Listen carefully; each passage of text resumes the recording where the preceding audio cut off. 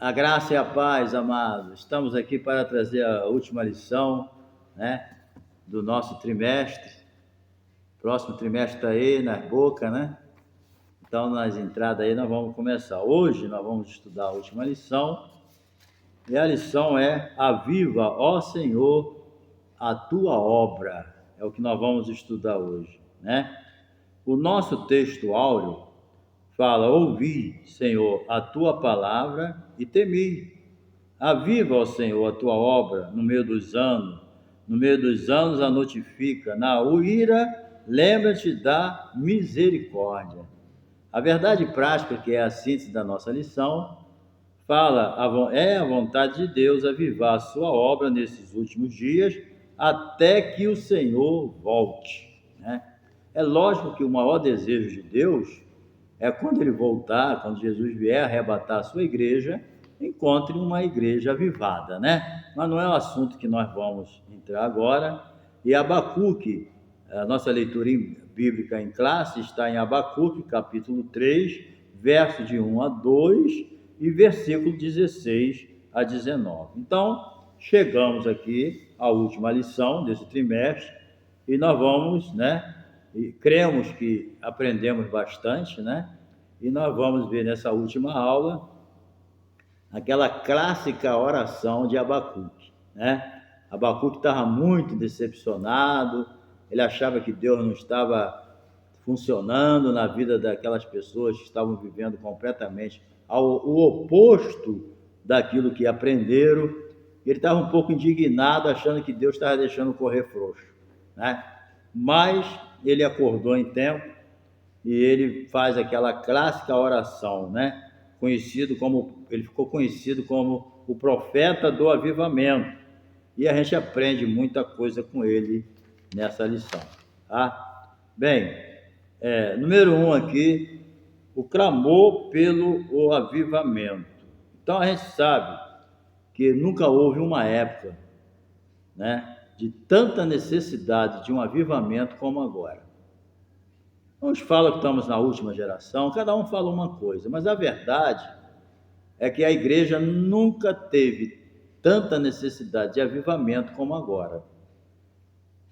As outras épocas, desde a fundação até agora, teve, lógico, com certeza, mas nunca como agora no final dos tempos, onde os sinais previstos pela palavra de Deus, profetizado por Jesus, pelos apóstolos, né, está acontecendo. Nunca houve tanta necessidade de um avivamento como agora.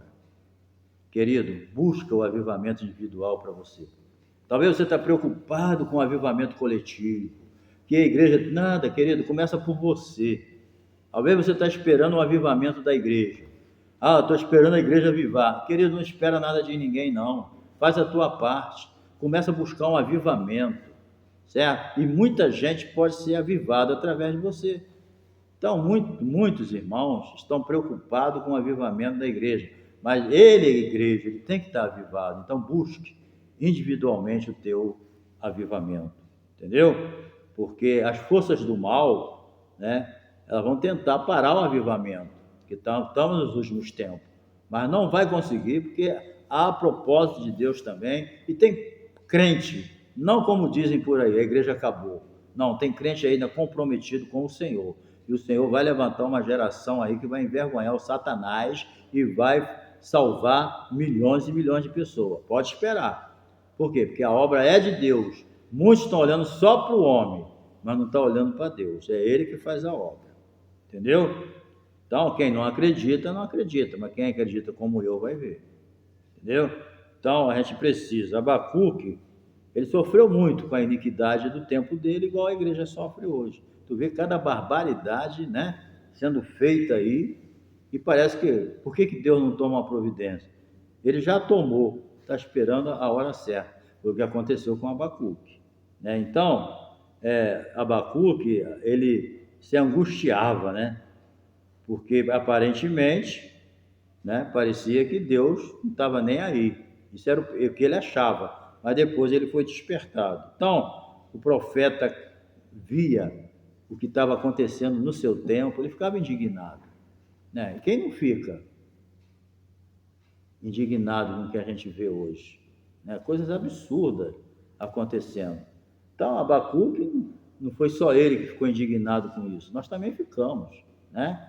Então a gente tem que tomar muito cuidado. Então ele viu muita iniquidade, muita violência, né? Destruição, contenda, tudo ele viu, certo? E é o que a gente está vendo hoje, ok?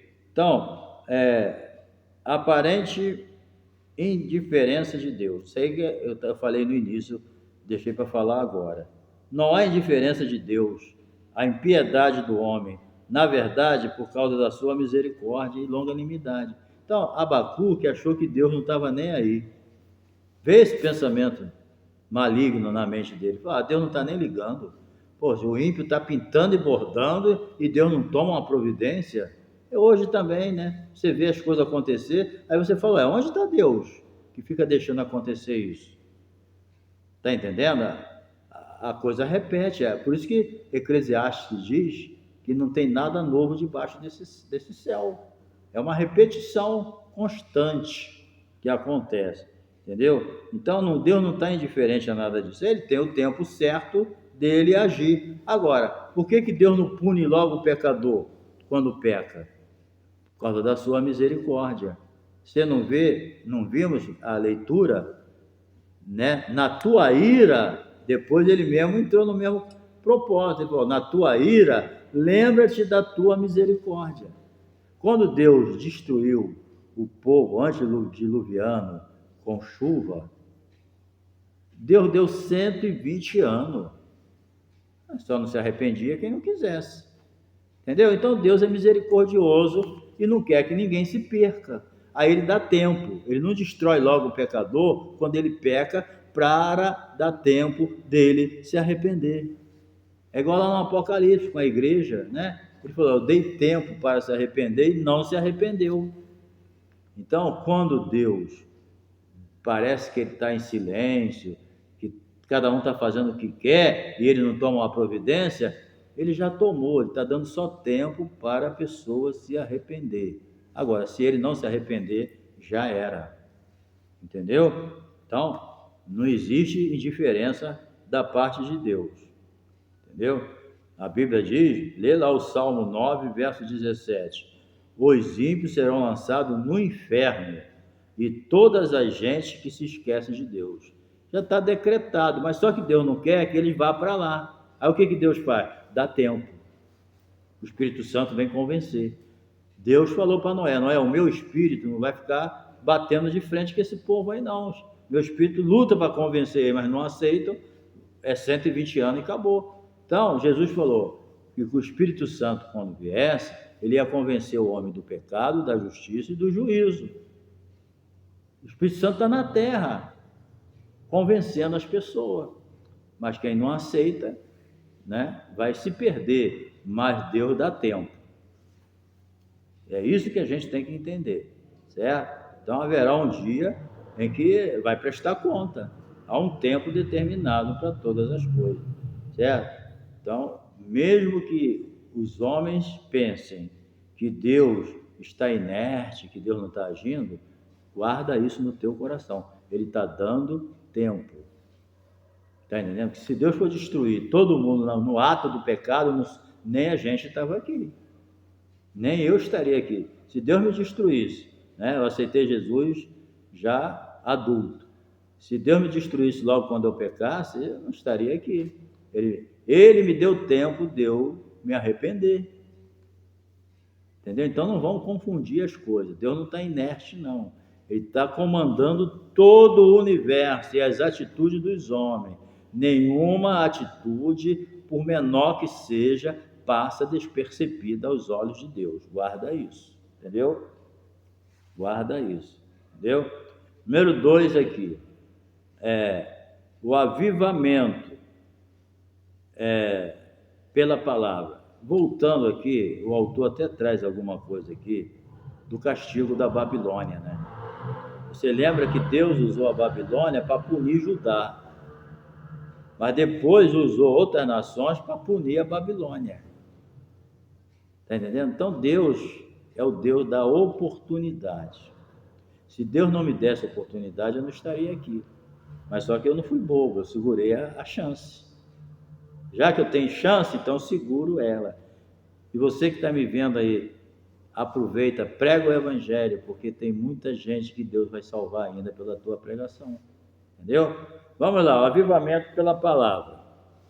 Ouvir a palavra de Deus. Então, em sua oração, Abacuque disse: ouvi o Senhor a tua palavra. Ele ouviu a palavra de Deus, ou seja, a resposta dele quanto ao objeto da sua oração. Deus falou a Abacuque, e Abacuque ouviu atentamente.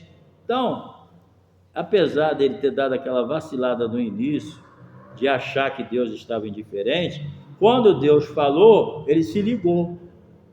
O grande problema é que às vezes Deus fala e a pessoa não se liga naquilo que Deus falou, não presta atenção. Então é preciso prestar atenção ao que Deus fala no teu coração. É preciso prestar atenção ao que Deus fala na palavra dele. Entendeu? Tem que se ligar nisso. Tá certo que Abacuque se precipitou, mas quando Deus falou, ele, se ligou. Entendeu? Então a gente precisa prestar atenção quando Deus fala. Ok? Temer a Deus. Então ouvi a palavra de Deus e temeu. Outra coisa, o temor ao Senhor, não o medo, a reverência, o respeito, é o princípio da sabedoria. Entendeu? Então o temor é o princípio da sabedoria, o bom entendimento. Agora, nem todo mundo obedece, né? Então, se nem todos obedecem, nem todos vão ser abençoados. Entendeu? Então a gente precisa entender isso. O Senhor nada tem a ver com temor a Deus, não tem nada a ver com temor. Nós já vimos isso, não tem nada a ver com temor, não tem nada a ver com terror, medo, não é isso. Entendeu? É reverência, é respeito. Entendeu? É saber botar cada um no seu devido lugar, respeitar a autoridade de Deus. Entendeu? Então, a gente tem que viver um tipo de vida, gente. Não é só reverenciar ali. Não, a vida da gente tem que ser uma vida que as pessoas vejam na gente respeito para com Deus. A própria vida cristã, no dia a dia, deve ser uma vida que reverencie o Senhor. Não é só em momentos especiais que a gente tem que reverenciar o Senhor. É no dia a dia, na tua vida cotidiana. Você tem que viver uma vida que as pessoas olhem para você e vejam na sua vida o temor de Deus. Você nem precisa falar que teme a Deus. Nós, crentes, temos que ter um tipo de vida, uma qualidade de vida, que quando as pessoas olharem para nós, falam, não, ele teme a Deus. Lembra quando Eliseu chegou na casa daquela mulher para comer? Ela, quando olhou para ele, falou para o marido, olha, esse homem não falou nada, mas quando ele vem comer pão aqui, eu já vi que ele é um santo homem de Deus. É isso que as pessoas têm que ver em nós. Não falamos palavra nenhuma, simplesmente as pessoas olham o nosso comportamento e falam, esse aí tem temor de Deus, esse aí é um santo homem de Deus, é uma santa mulher de Deus. Entendeu? Então é isso aí que a gente tem que ter. Isso aí se chama o quê? Viver um estilo de vida que reverencie ao Senhor. Bem, o clamor pelo avivamento. Abacuque roga a Deus que avive a sua obra. Então, ouvir o Senhor a tua palavra, né? Ouvir o Senhor a tua palavra no meio dos anos notifica na ira, lembra-te da misericórdia. Então, aquilo que nós falamos, ele aqui, na ira ele fala, lembra da tua misericórdia. Gente, por que ira? Não tem como Deus não se irar com o pecado. Deus sempre vai se irar contra o pecado. Uma prova da terrível ira de Deus, a morte de Jesus na cruz. Quando Jesus morreu na cruz do Calvário, estava ali uma manifestação tremenda da ira. Deus odeia tanto o pecado que não poupou nem o seu próprio filho. A crucificação de Cristo é uma mostra clara do ódio e da ira que Deus tem para com o pecado. Ele ama o pecador, mas odeia o pecado. E a cruz é um sinal da ira de Deus. Mas a cruz também, ela é um sinal do amor de Deus, da sua misericórdia. Porque ali Jesus levou a ira dele, morreu em nosso lugar. mas também, nessa substituição, ali também estava o amor de Deus, né? Jesus morreu em nosso lugar, nos dando a salvação. Então, na cruz estava a ira e a misericórdia, entendeu? Então, a gente precisa entender que Deus tem que se irar, ele não aceita coisa errada, mas ele também perdoa quando há arrependimento, entendeu? Então, o profeta, ele fez 3 pedidos a Deus em favor da restauração espiritual do seu povo. Para a gente encerrar. Primeiro, né? Ele pediu o avivamento para a sua obra, ok? Segundo, ele pediu para que Deus notificasse a sua obra. Terceiro, pediu para que Deus lembrasse da misericórdia na sua ira. Finalmente, o profeta Abacuque demonstra um sentimento de muita esperança, fé e otimismo. Pronto, ficou resolvido. Ele chegou aonde queria, né? Então, agora, encerrando, tá? Vamos encerrar. Avivamento, questão de vida ou morte. O clamor pela misericórdia de Deus. Além de clamar por avivamento, clamou pela misericórdia. Entendeu? Por quê? Porque ele percebeu que Deus se ira, que nós já falamos, ele odeia o pecado. Mas ele percebeu também que Deus é misericordioso. E a Bíblia diz o quê? A misericórdia do Senhor, elas são a causa de nós não sermos consumidos. Entendeu? A única causa de eu estar vivo aqui, de tanto que eu já pequei, é porque Deus é misericordioso. Não tem em mim nada que justifique a minha vida, a não ser a misericórdia de Deus. A tua também. Nada vai justificar estarmos aqui hoje na presença de Deus, a não ser a misericórdia dele. Entendeu? Então Deus é misericordioso. E Abacuque descobriu isso, sabia disso. Depois ele vê todas aquelas coisas erradas e Deus perdoar, aí ele passou a entender o que estava acontecendo. Entendeu? Então a Bíblia, ela relata episódios de Davi, né? Davi, ele preferiu cair na mão de Deus do que cair na mão do homem. Por quê? Davi, ele fez uma análise. Ele falou, olha, se eu cair na mão dos homens, eu estou ferrado. Porque o homem não tem misericórdia. Entendeu? Mas se eu cair na mão de Deus, vai ser ruim, mas eu estou bem. Por quê? Porque Deus é misericordioso. Foi quando ele falou, né? Caia eu na mão dos homens, caia eu, pois, nas mãos do Senhor, porque são muitíssimas as suas misericórdias, mas que eu não caia na mão dos homens. Ele sabia, se ele caísse na mão dos homens, já era. É que Deus nunca deixou Davi cair na mão dos homens. Entendeu? Deus nunca permitiu que Davi caísse na mão dos homens. Porque se caísse, já era.